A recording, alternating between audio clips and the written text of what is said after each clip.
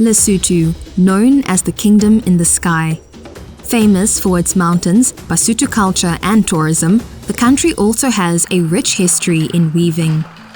The first step when it arrived to our place here is to tease, taking out the dirt from the raw mohair.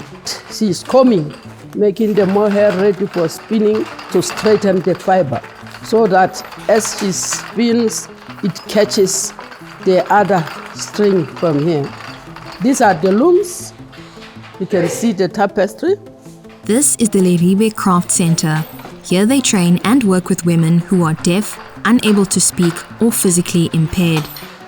Because the disabled women haven't been working, because they were just hidden behind in the villages, the parents were not liking them to be shown or to play with other people. Since the disabled women were here, they are so free in terms of job creation.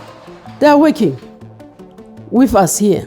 She says that many of them who have been trained here have left and moved on to other jobs.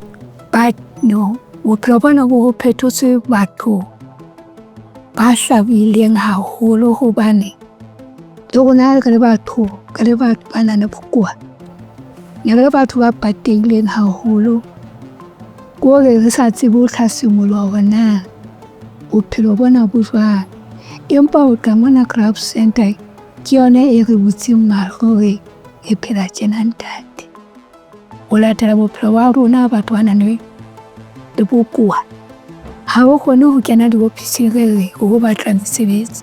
Empa ka baka la bophelo bona craft center e re butseng mahlo e re tseba le ho tshwara mosebetsi wa matsoho le iketsetsa. In Maseru, Masitumo Lebitsa manages a weaving center run by elderly women. Many of them do not have formal training. She says that the industry is facing many challenges. This includes the ongoing price increases of wool and dye. Another issue is the need to train a younger generation of weavers and for the government to assist the industry. Now we are old. Now we want new generations to take over.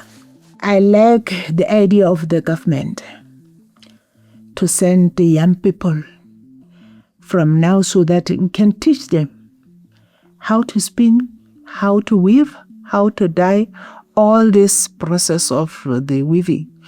We are old.